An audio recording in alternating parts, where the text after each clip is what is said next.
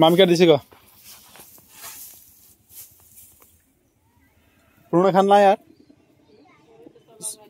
সন্ন্যান সব নতুন খাট উঠেছে উঠেছে আমি কেটে দিছি।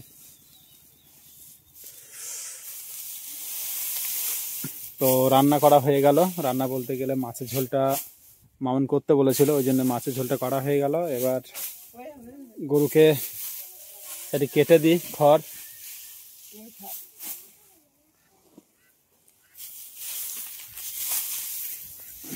বাস, আর এই যে জায়গা খড় রাখার।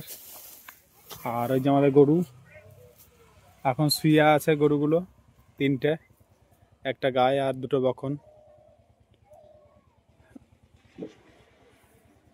হাই বন্ধুরা, তোমরা সবাই কেমন আছো? আশা করি ভালোই আছো। তো আমি খুবই ভালো আছি। চলে এসেছি একটা নতুন ব্লগ নিয়ে। তো ব্লগটা কি অবশ্যই তোমাদেরকে দেখাবো। আর ওই যে দেখতে পাচ্ছ ওখানে ও খ্যার কাটতে লেগেছে অনেক দিন পর। তো চলো তোমাদেরকে দেখাই। তো বন্ধুরা দেখতে পাচ্ছ কি করছো, গরু খাবারের জন্য খ্যার কাটতে লেগেছে। কই গো? খড় কাটা বলে, ছানি কাটা বলে, যেখানে যেটা বলে আর কি।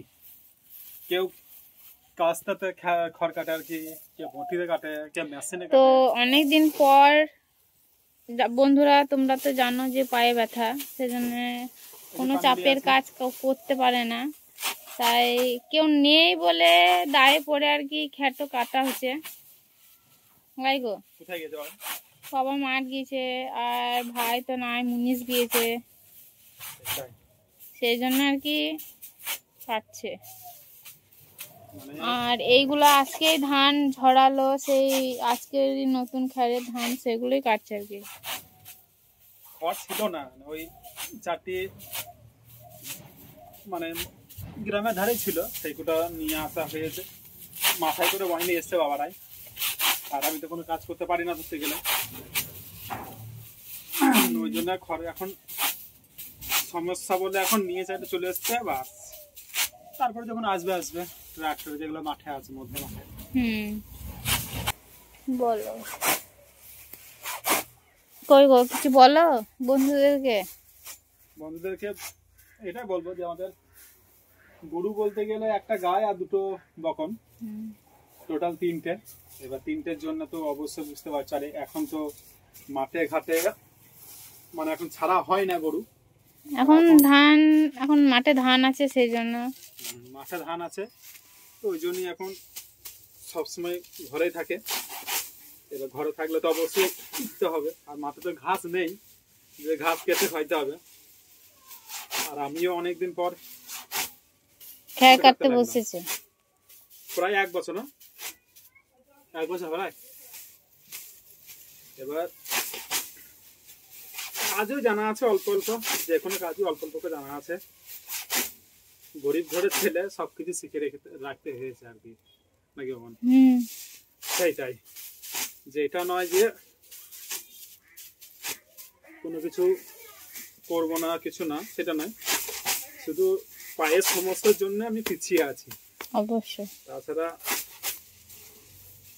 মাঠে তো তাও গিয়েছি, পানি গিয়েছি, তাও দেখছি যে বাবারা আছে কদিন থেকে কষ্ট করছে। আর এমনিতে মাথায় কিছু তো নিতে পারবো না, কেন সবসময় তো ডাক্তারবাবু মানা করে দিয়েছে অল টোটালি যে রেস্ট থাকতে হবে। তাও তো না করলেও হবে না কাজ, কেননা প্রায় 6 মাস 7 মাস কোনো কিছু কাজই করবো। আর আমাদের খড় কাটা ঘরটা দেখো কত সুন্দর, দেখাই বন্ধুদের গেলে। এই যে এখানে ধান আছে বস্তায় ভরা, মানে কি ছিল বলে তো। আর এই যে এখানে খ্যারটা, এখানে খ্যার রাখা হয়। তো বন্ধুরা দেখতে পেলে ও কি করছে। চলো, এবার তো রান্না বান্না তো আমার কমপ্লিট হয়ে গেছে। এবার মানে বাসনগুলো মাজামাজি করতে হবে গা, আর